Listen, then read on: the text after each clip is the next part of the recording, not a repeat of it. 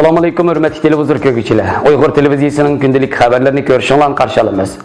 Aldı bilən xəbərlərimizdən mühim məzmunlarını tanışdırırıq.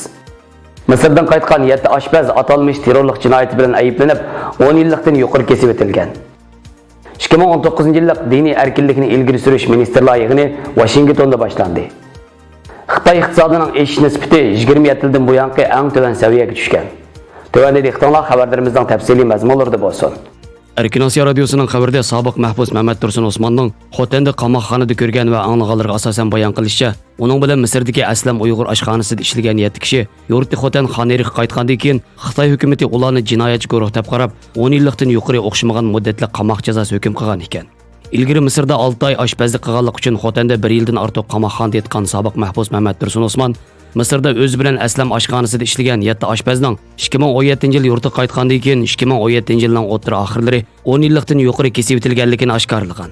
Uning deyishicha Misrdagi Aslam ashxonasining xizmatchilaridan Abduzoir va Abduvajid 20 yillikdan, Qahar 18 yillik, Abduvaris, Anas Abdusalomlar 15 yillikdan kesilgan. Ashxona ishlariga yordamlashgan 70 yoshli Abdusalom degan kishimi 12 yillik kesilgan. Mehmet Dursunning bildirishicha tutqun qilingan 7 kishi og'ir qiyin qistoqning natijasida o'zlari sodir qilgan qilmishni bo'yniga ilishqa, Misrga oshpazlik uchun emas, bo'lgunchilik va terrorlik uchun fursat izlab qolgan deb iqrornoma yozishga majbur bo'lgan. Hatto ba'zilari Misrdan vazifa bilan qaytib kelganligi haqida iqrornoma yozgan. İlgari Misrda o'qigan biraylarning bayon qilishicha, Aslam ashxonasi Misrdagi 6-7 Uyg'ur ashxonasidan biri, ya'ni nisbatan to'nilg'ini bo'lib, Misrdagi Uyg'urlarga qarata tutqun boshlanganda, eng avval mana mushu ashxonaga pechat selingan va tutqun harakatimi mazkur ashxonadan boshlangan ekan. Mehmet Dursun Osman aslida bu oshpazlarning o'ziga o'xshashlar tirikchilik qo'yidagi kishilar ekanligini, ammo so'roqchilar jinoyatchilar guruhini pash qilsa mukofoti katta bo'lganligi uchun Aslam ashxonasidagi bu 7 oshpazni bir-biriga chetib jinoyatchilar guruhi qilib ilo turg'izganligini ilgari surgan.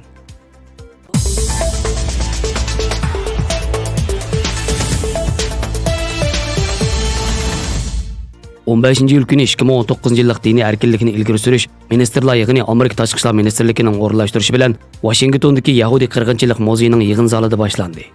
Yig'inga 20 dan ortiq davlatdan kelgan o'zlarining e'tiqodi sababli og'ir bostirish va kamsizlik uchrayotgan millat va diniy jamoat vakillari, bostirishlardan saqlagan shahidlar, Amerika tashqi ishlar ministerligining munosabatli amaldorlari, jurnalistlar bo'lib 100 ga yaqin vakillar va alohida mehmonlar qatnashdi.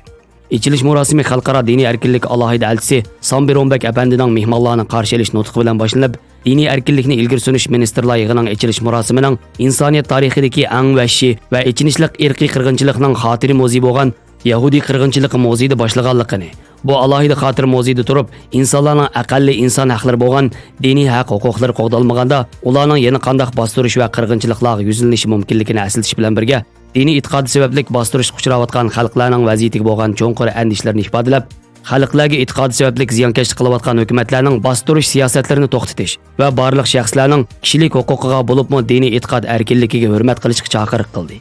Yig'inda yana so'zga chiqqan Yahudi qirg'inchilik shohidlari va vakillar birdek 2-dunyo urushi mezgilida Yahudilar uchirgan qirg'inchilikdek dunyo tarixidagi ichinishliq tragediyaning asla qaytlanmasligini har qanday hukumat, jamoat va har bir shaxs bo'lish deb bilishi va shuning uchun harakat qilishi zarurligini ta'kidladi.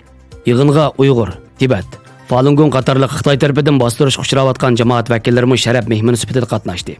Xitoy turmisidagi Uyg'ur ziyolisi Ilhom To'xtining Amerikadagi qizi Javhar Ilhomi mazkur yig'inga qatnashgan bo'lib, o'zining yig'inga qatnashganidan intayin hayajonlanayotgan bo'lsa-mu, yana bir tarafdan ko'ngli yerim bo'layotganligini, o'zining vakillar oldida Uyg'urlarga vakolatan so'z qiladiganligini bildirgan. Amerika tashqi ishlar ministerligining diniy e'tiqod erkinlikni ilgari surish yig'in kun tartibi bo'yicha keyingi 3 kunda Amerika tashqi ishlar ministri Mike Pompeoning sohibxonligida maxsus diniy e'tiqod erkinlikni qo'g'dashga munosabatli yig'in va faoliyatlar o'tkazilgan bo'lib, uningga Xitoyning o'z ichiga olgan davlatlarning ministerlari, diniy guruh va jamoat vakillari, kishilik huquq tashkilotlari va boshqalarning vakillari bo'lib, mingdan ko'p odam ishtirok qiladi ekan. Ma'lum bo'lishicha, Uyg'urlarga vakolatan Javhar Ilhomdan boshqa Dunyo Uyg'ur qurultiyi raisi Dolqin Aysa va Dunyo Uyg'ur qurultiyi sobiq oliy rahbari Robiya Qodir xonim qatorliqlarmi yig'inga ishtirok qiladi ekan va munosib yig'in faoliyatlarida nutq so'zlaydi ekan.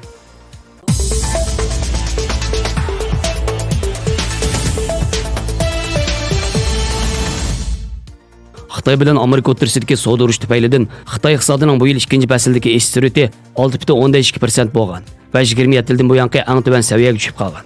Fransiya agentligi mutaxassislarining aytishicha, Xitoy hukumatı iqtisodni qaytadan gullantirish uchun ko'p kuch sarf qilayotgan bo'lsa-mu, lekin bu chekinish yana davom qiladi ekan va eng tuban chekka yetadi ekan. Xitoy statistik idorasining 15 iyuldagi ma'lumotida bu yil 2-fasldagi iqtisodiy o'sish sur'ati 1992-yildagi saviyaga tushib qolgan. Shundaq bo'lsa-mu bu Xitoy hukumatining va chet eldagi iqtisodshunoslarning taxmin qilganiga o'xshash bo'lib chiqqan. Mazkur idoraning bayonotchisi Mao Shingning aytishicha, Xitoy ichki va tashqi iqtisodiy muhitning murakkabligi, dunyo iqtisodining turaqsizligi va muqim bo'lmasligi bu chekinishning asosiy omillari ekan. Amerika prezidenti Donald Trump Xitoy va Amerika o'rtasidagi iqtisodiy tangpongsizlikni davomli ayblab kelgan bo'lib, o'tgan yili Xitoy mallari qarta tamojni bejini o'stirgan. Shundaqla bu yil 5-maydagi tijorat kengashi mag'lub bo'lgandan keyin bu bojlarning 200 milliard dollar qiymatidagi mallarga bo'lgan nisbati 10% dan 25%gacha o'stirilgan edi. Ammo 6-oyda Osakada o'tkazilgan 20 davlatlar yig'inidan keyin Trump 300 milliard dollar qiymatidagi mallarga bo'lgan boj o'stirishni vaqtliq to'xtatgan. O'tgan hafta ikki davlat o'rtasidagi iqtisodiy kengashish telefon orqali qayta boshlangan bo'lsa-mu, lekin yuqori darajalik amaldorlarning uchrashish vaqti texnik e'lon qilinmadi.